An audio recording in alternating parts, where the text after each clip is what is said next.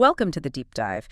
Today, we're diving into a really fascinating collection of source material. Yeah, it's quite unique. Notes, observations, reflections, all dated June 12th, but from different years, right? Yeah. 2021 to 2024. Exactly. It's like these little snapshots of thought on the same calendar day. Which lets you see how ideas sort of bubble up or maybe change over time. And the topics are all over the map, in a good way. Mm. Music, creativity, tech, perception, culture. But what's really cool is how the notes keep finding connections, between things that maybe don't seem connected at first glance. Right. So our mission today is basically to unpack all that, follow those threads. See what insights emerge about, well, the creative process and, I guess, the world we're living in. Okay, let's get into it, starting with the 2021 notes. There's this focus on music, time, and the body. That idea that mornings really highlight our internal clocks, your own tempo. Yeah, like you wake up and you can almost feel your own rhythm. Exactly. Yeah. And the thought offered is maybe music is a key, like a way to access or understand how we perceive time. Maybe there's even a kind of perfect tempo for each of us. Which leads to this really interesting idea for a history class. Oh, yeah, that one's great. Forget just dates and names. Imagine learning history through the songs written in those times. But not just listening. The notes describe actually studying the recordings, how they were made. And the students would write a song based on what they think they know first. Right. Then do the research, really dig in, and then revise the song. It's hands-on. That sounds like a fantastic way to make it stick. And it goes further, right? Like writing songs about paintings. Yeah, incorporating art history. Yeah. Or even imagining, say, Bob Dylan writing about the French Revolution or something. Displacing styles in time, but always grounded in actual history, not just myths. And the notes mention using covers, parodies. The history will teach us nothing. Example. It sounds fun, engaging. Definitely a cool way to connect with the past. Okay, so moving on from time, the notes also really hit on routines, patterns. And linking them directly to creative health. The idea being that routine gives you stability. Yeah, cognitive stability. An access point. The notes argue that if everything's just constant noise, it's really hard to start anything or get back to it. Right. A routine is like the path back, so you're not always starting from scratch in some random place. Exactly. And music itself is presented as a great routine. One you can vary, change genres, tweak the process, but the framework is there. And feedback is important too. Crucial, whether it's self-reflection or collaboration. Good routines have that loop built in. But the key thing the notes emphasize is going back to that same creative headspace consistently. Like charging a battery. Kind of, yeah. The notes call it a dynamo, generates momentum. I like that. A creative dynamo. Okay, so this next bit gets pretty dense. Reading Pierre Boulez. Ah, yes. The music lessons book. Yeah. Described as, 500 plus pages, tough going, needs focus. It really digs into how you get from a musical idea to a finished piece. And there's this whole section on the composer's responsibility. What's that about? Well, it ties into the idea that music is like a language. It needs logic, structure to really communicate something meaningful. And this is contrasted with aleatoric music, chance music. The source seems to feel that approach kind of dodges that responsibility, that inherent logic. So preferring music that's deliberately composed, thought through. Exactly. Through composed. Helps access the logic is the argument, even if logic sounds a bit rigid. And here's where it gets really mind-bending. The notes suggest music, language, and computers are linked. Joined at the hip. Like they're fundamentally connected and need some common element, some shared logic to work together properly. But computer logic is different, right? Very different. Which leads to this big question in the notes. Will computers kind of corrupt music and language with their logic? Yeah. Or will music and language end up shaping how we use computers? And the source leans towards? The latter. That music and language should be in the driver's seat, guiding the tech. Interesting. Despite the book being so dense, the source found this connection fascinating. Yeah, and they mentioned being surprised finding only one negative review on Goodreads. A 1-star review. Seemed baffling. Huh. Weird. And there's even a note about the translation itself being creative. Yeah, just a quick thought about how translating French lectures into English text is its own creative act. Interpretation. Which kind of leads us neatly into the next theme. Technology, automation, and how they affect creativity. Right. This comes up in the 2021 notes, too. Thinking about using AI for research. Like gathering images for album artwork. Exactly. The initial thought was, oh, I could just get AI to scrape these and dump them in a folder. Quick and easy. But then, second thoughts. Big time. The feeling was, no, you have to do the work yourself. That process of searching, selecting, that's part of the creative act. Better than setting up automation. Yeah, because setting up automation can become its own project. You end up learning to code or troubleshooting the tool. And you get totally sidetracked from the original goal, the actual creative work. Precisely. Technology can divert your attention, pull you off course. There's an example given, right? About a music project. Yeah, a riffs album. Solo pieces in the Lydian mode.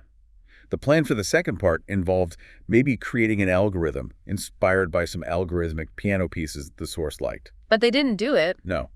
Decided against learning to code or hiring someone. Just moved on to writing the next piece directly, found it much more satisfying, called it well-intentioned creative work. So the takeaway is technology can be a siren song, leading you away from the core creative impulse. It really emphasizes the value of the actual, sometimes messy labor of making something. Okay, let's jump to 2022, a big chunk on jazz. Ah, jazz. And its reputation. The notes ask why it has one. Yeah, though the source mentions their initial interest wasn't reputation, just the harmony compared to classical. But it delves into that whole perception thing. Right. Recalling discussions from the 90s, jazz's supposed midlife crisis, and this idea that jazz had to be future-focused. Incorporating tech. Yeah, and this notion that basically any really adventurous, sonically out there music in the future might just get labeled jazz. Huh. Interesting. And the connection to modern art. Pollock painting to jazz. That comes up too, Hmm. but with a caveat. The note suggests that image might be more of a cultural meme, meaning while artists listened to music, what was likely playing in studios in the 40s, 50s was probably big band, swing, early bebop, later, sure, Coltrane, Miles, fusion, but maybe not always what the popular image suggests. Okay. What about the intellectual tag jazz often gets? The notes float. The idea that maybe listening to or playing jazz activates similar brain areas as, say, physics, that art physics, jazz physics overlap. But from the player's perspective. It's much more practical. Playing a complex chord isn't about activating a meme or being intellectual. It's just pressing the keys. Find the notes. So maybe liking or disliking jazz comes down to simpler preferences, like sound texture. That's one idea explored. Maybe some people just don't like angular, dissonant sounds, prefer smooth ones. Jazz can be quite geometric, which might appeal to visual people, architects. Right. So it's not necessarily about intellect being good or bad, just taste. Exactly. Preferences are neutral, fungible. And the notes point out, jazz isn't alone in getting this kind of critique.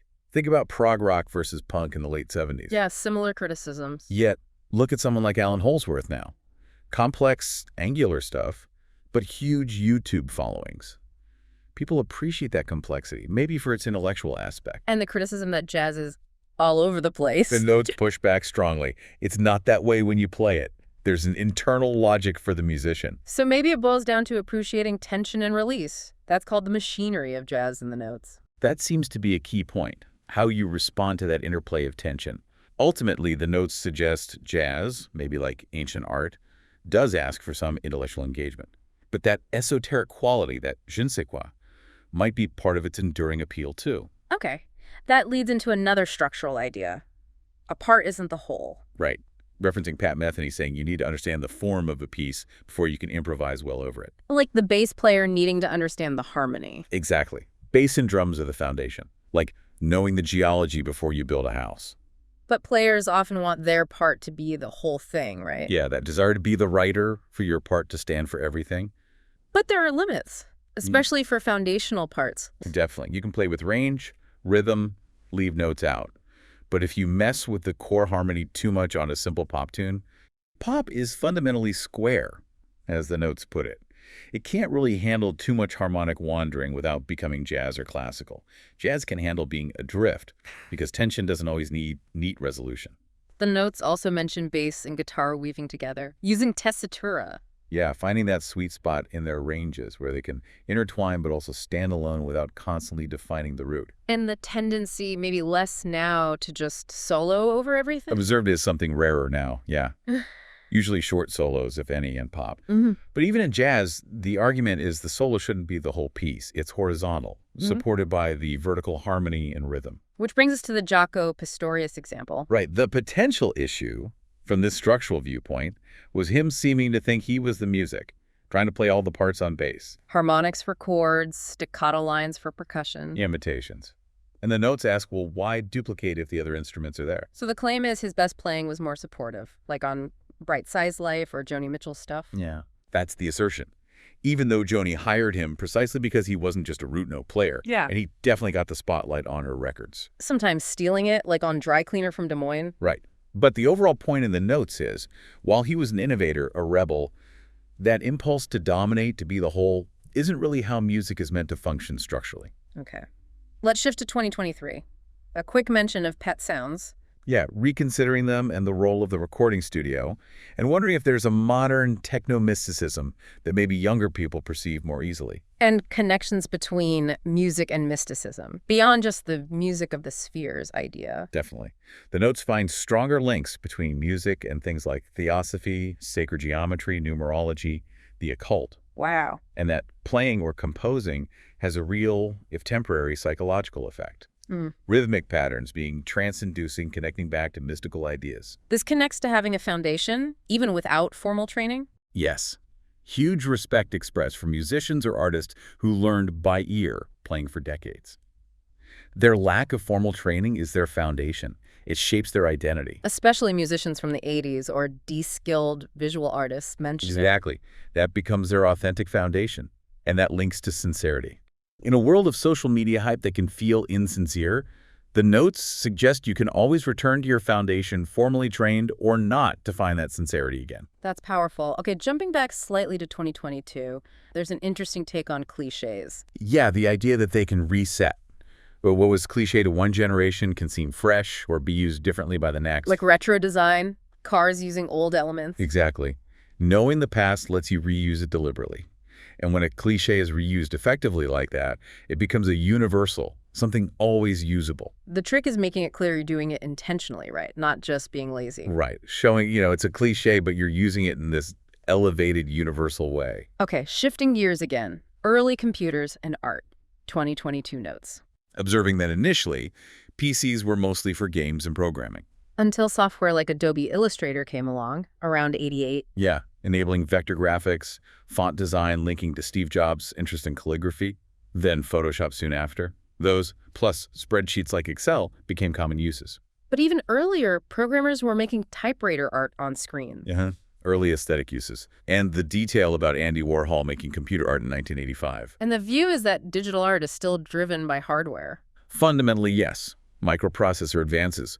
But the notes strongly state digital art won't fully replace physical art. Unless Physical materials just become unavailable, then digital becomes a necessary medium. Got it. Okay, final big theme, mostly from 2022. Rock and roll, rebellion, and volume. Yeah. Starting with the idea that rebellion is the absolute core of rock history. And punk in the mid-'70s is framed as a huge moment. A 1773 Tea Party moment, even a fourth turning phenomenon.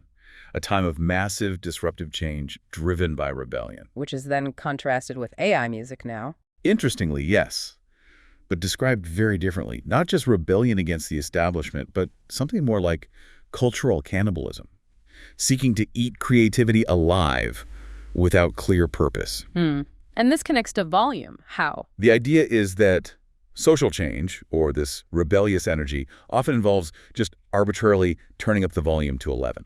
Like, if you can't play well, just play loud. That's the simple musical example, yeah. But it reflects a broader thing. The notes recall the 60s embrace of sheer volume, almost ignoring deafness, literal and figurative. There's an anecdote mentioned about concerts in Jamaica. Right, from a podcast.